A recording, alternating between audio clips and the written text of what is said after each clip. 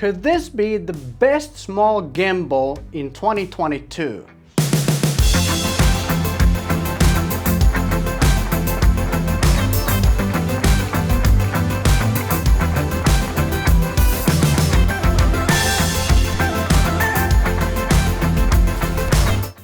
If you're considering getting a new gimbal, then you clicked on the right video, because in this video I'm going to help you decide whether or not the Zhiyun Crane M3 is the right gimbal for you. Also, I want to say a huge thank you for Focus Nordic and Zhiyun for sending me this gimbal to make a review of it.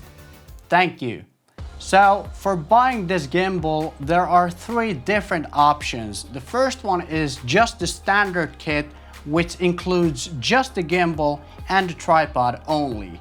The second one is the combo kit, which includes this, I gotta admit, fancy looking bag, which I'll probably never use, but it looks very good and feels really high quality. And it includes also the smartphone clamp if you want to use the gimbal with your smartphone. The third option is the Pro Kit, which includes all of this plus a shotgun microphone.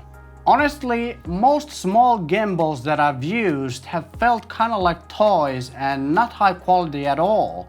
But I gotta say that with the Zhiyun Crane M3, I noticed immediately that the gimbal actually feels like a premium product and the build quality is really good. And I was really impressed how well it performs. So, which cameras can you use with the gimbal and still have it function really well? Well, first of all, you can use it with just your smartphone or a small point-and-shoot camera like the Sony ZV-1 or a small mirrorless APS-C camera like my Sony A7III or the Sony ZV-E10. And it can also hold a bigger full-frame camera like my Sony A7 III.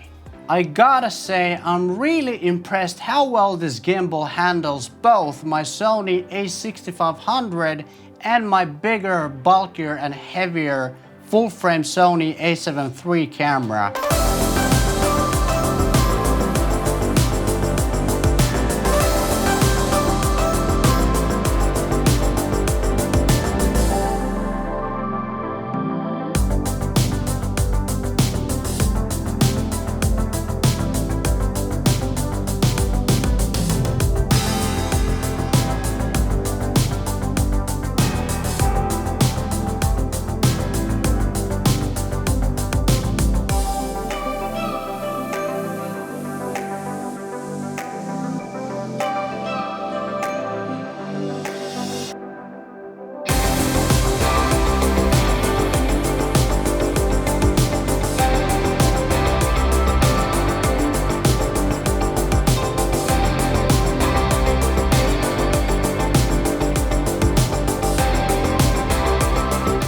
But if you're a full-frame user, then there's a couple of things you need to know before you make a buying decision. So if you're planning to use the Crane M3 with your full-frame Sony A7 III camera or another full-frame camera, then you have to remember that unfortunately you can't use a long lens or a heavy lens because the setup will be too front heavy and you can't balance the gimbal, and it will most likely exceed the maximum payload capacity of the gimbal.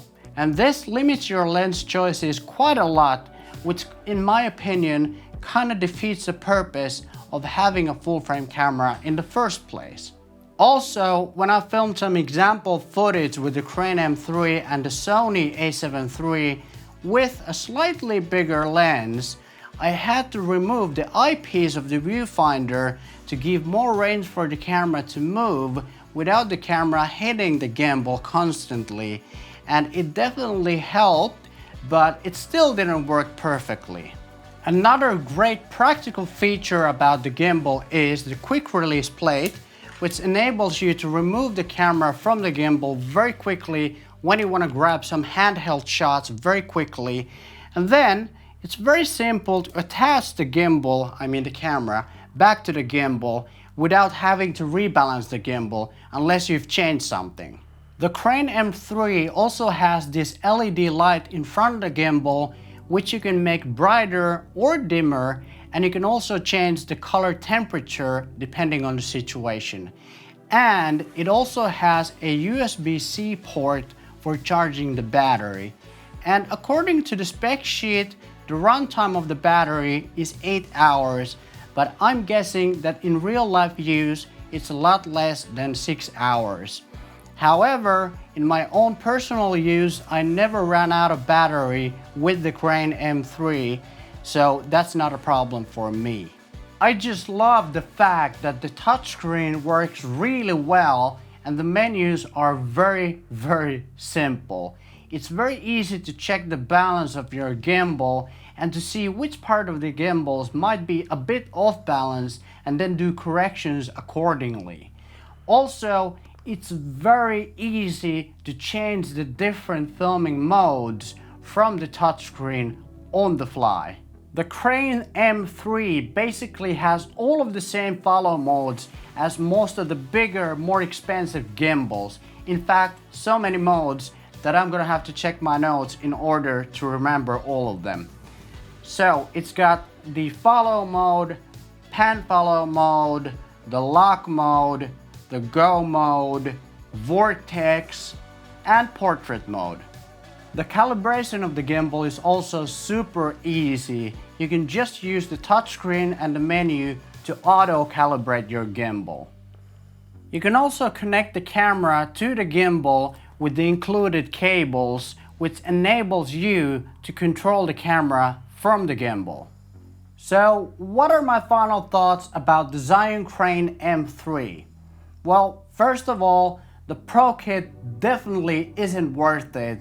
I mean, with all of the small shotgun microphones out there, I just don't see the microphone being useful or worth the money.